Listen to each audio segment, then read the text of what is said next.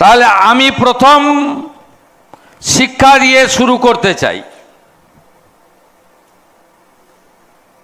কারণ শিক্ষা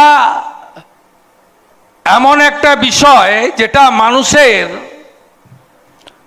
অন্তর্নিহিত লুক্কায়িত প্রতিভাকে বিকশিত শুধু করে না, একটা মানুষের যে সার্কেল আছে, হিউম্যান রিসোর্স বলা হয়, মানব সম্পদ, তার পরিপূর্ণতাটা আনে কিন্তু শিক্ষা। এই রাজ্যের সবচেয়ে খারাপ অবস্থা হয়েছে শিক্ষায়। কালকে একটি আমাদের ইউটিউবার প্রাক্তন সাংবাদিক, দেখবেন 10টা রাজ্যের নাম বেরিয়েছে, তার মধ্যে পশ্চিমবঙ্গের কোথাও স্থান নেই।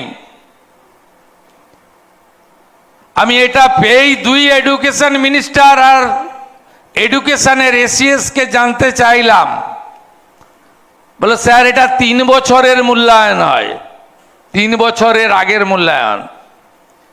আমরা এখন কোথায়? বলো রাজ্য আর কেন্দ্রশাসিত অঞ্চল মিলে আমরা এখন 31 নম্বরে। আল্লাহ কতদিন লাগবে 10-এর মধ্যে আসতে? যত তাড়াহুড়া করুন না কেন 3 বছর লাগবে।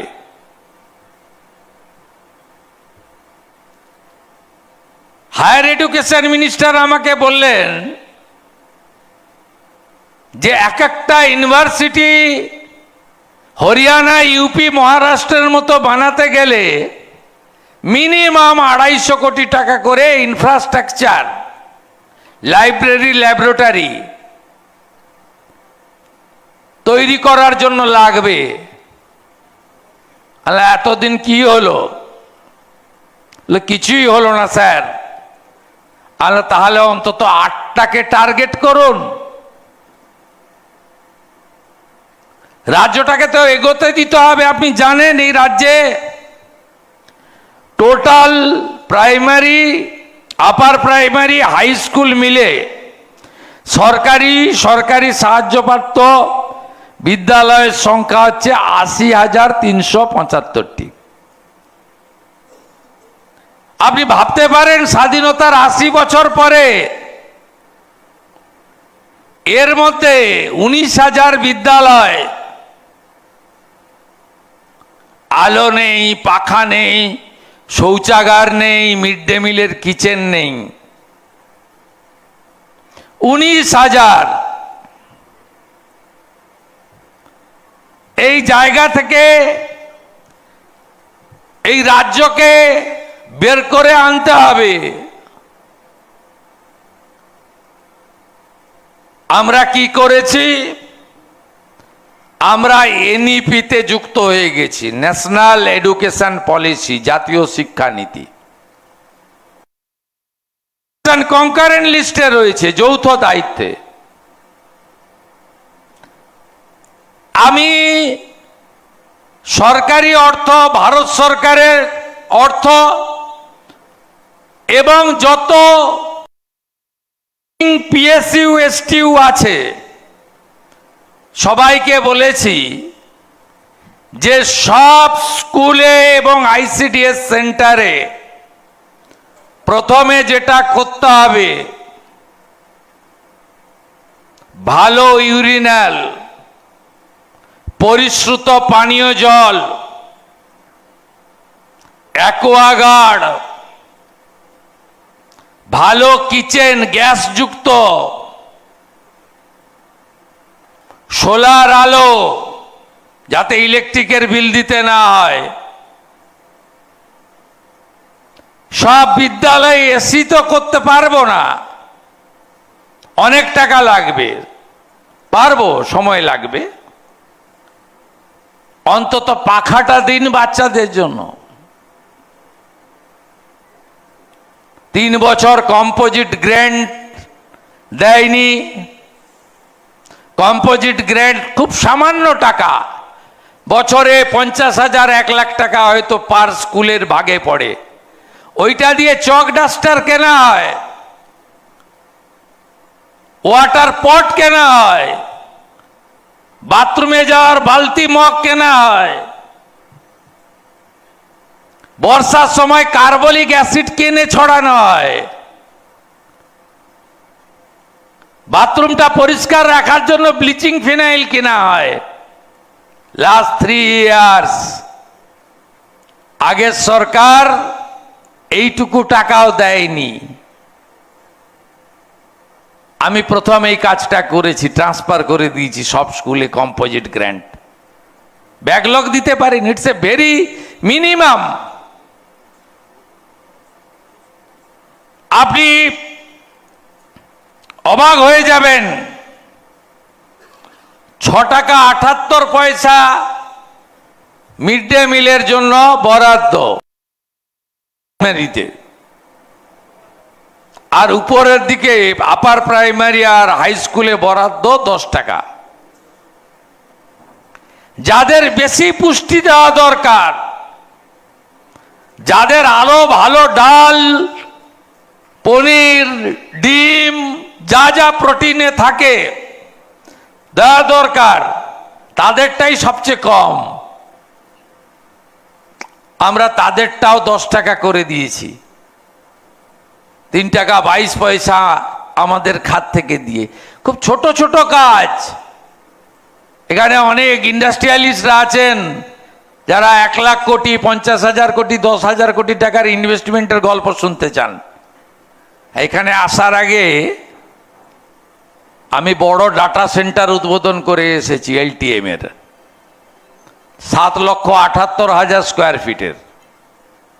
L&T গ্রুপ এখানে আজকে ডেডিকেট করলো, কারণ সব ভালো ছেলেরা তো চলে গেছে ব্যাঙ্গালোর, হায়দ্রাবাদ, পুনে, ফেরাতে হবে তো। ওইখানে দাঁড়িয়ে বললেন আরো 10 একর জমি দিন তো, ডাটা সেন্টার করব। দিয়ে 10 একর মিনিমাম গার্লস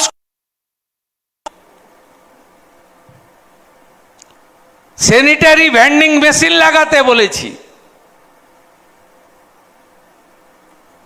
গ্রামীণ এলাকায় কি অবস্থাতে আছে বিদ্যালয়গুলো, আপনারা দেখলে অবাক হয়ে যাবেন। আজকে সকালবেলা এডুকেশন মিনিস্টার স্কুল আমাকে বলছিলেন স্কুল ড্রেস নির্দিষ্ট কয়েকজনই টেন্ডারে পার্টিসিপেট করবে এমন নাকি নিয়ম আগের সরকার করে রেখেছে, অর্থাৎ এমপ্যানেলমেন্ট। বলছে এতে স্কুলের ড্রেসের কোয়ালিটি কম্প্রোমাইজ হচ্ছে। আমি নিজে দেখেছি, 3 বার ধোয়ার পরে ও জামা প্যান্ট বাচ্চারা পরে না, পরার মতো অবস্থায় থাকে না। আমি বললাম খুলে দেন বাঁধন, সবাই পার্টিসিপেট করবে, যে ভালো দেবে তাকেই দিয়ে দেন নিয়ম মেনে। এই তো পশ্চিমবঙ্গের অবস্থা, আপনি শুনলে খুশি হবেন। কি কি করেছি? প্রার্থনাতে পূর্ণাঙ্গ বন্ধ। স্বাধীনতার 80 বছর পেরিয়ে গেছে, স্বাধীনতা সংগ্রামীরা কজন বেঁচে আছে আমার জানা নেই, কিন্তু বন্দে মাতরম ঋষি বঙ্কিমচন্দ্র করেছিলেন জাগরণের মন্ত্র, একাত্মতার মন্ত্র, দেশপ্রেমের মন্ত্র। আপনি যদি স্কুলের প্রার্থনাতেই বন্দে মাতরম, পূর্ণাঙ্গ বন্দে মাতরম,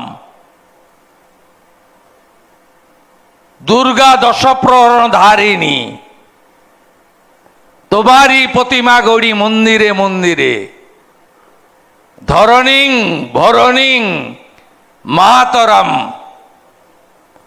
আপনি যদি না শেখান তাহলে এই টুকরে টুকরে গ্যাং, দিমাগি নকশাল, যারা ভোট এলে বলে ভোট দিতে যাবেন না, বলে সংবিধান মানি না, আমি লড়েছি জঙ্গলমহলে, রাস্তাতে। আমি এসিতে থাকা লোক নই। কিষেনজির কথা ছিল, গোমতী থেকে গোদাবরী আমরা লাল দেশ করব। কতবার ভারতবর্ষ টুকরো টুকরো হবে। বন্দে মাতরমের পূর্ণাঙ্গ গাইতে অনেকেই পারবেন না, কিন্তু আমাদের বাচ্চাদের পড়ানো হয়েছে বাবার হলো আবার জ্বর, সারল ঔষধে।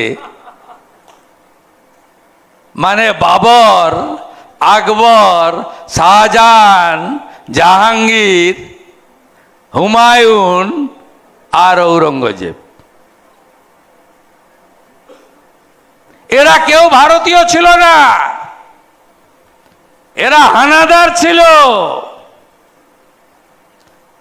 ব্রিটিশরা লুট করেছে, তার আগে এরা লুট করেছে। একটাই কাজ ছিল, মন্দির ধ্বংস করো, ধর্ম পরিবর্তন করো, মা বোনেদের তুলে নিয়ে চলে যাও। তাই শিক্ষা ব্যবস্থায় দেশপ্রেম, সাংস্কৃতিক বোধ, আধুনিক শিক্ষার সঙ্গে দরকার আছে। তাই বন্দে মাতরম গাওয়া প্রার্থনাতে বাধ্যতামূলক। ফল কি? 2025 6 মে উচ্চ মাধ্যমিকের রেজাল্ট, 3 মাস ভর্তি বন্ধ। কারণ কি? ওবিসি জট। প্রাইভেট ইউনিভার্সিটি ইনস্টিটিউশনে ভর্তি চলছে, সরকারে ভর্তি বন্ধ। আর আমরা যেদিন উচ্চ মাধ্যমিক মাধ্যমিকের রেজাল্ট বেরিয়েছে 3 দিনের মধ্যে ভর্তি চালু করে দিয়েছি। সেই কারণে এবারে উচ্চ মাধ্যমিকে গ্রস এনরোলমেন্ট 68% বেড়ে গেছে। This is the achievement. খুব ছোট্ট সময়। আমি সব জায়গায় বলেছি 100 দিনের পরীক্ষা হয় না। এমনি জানুয়ারিতে শিক্ষাবর্ষ শুরু হলে ডিসেম্বরে পরীক্ষা হয়। তাই পরীক্ষায় নিশ্চয়ই বসবো।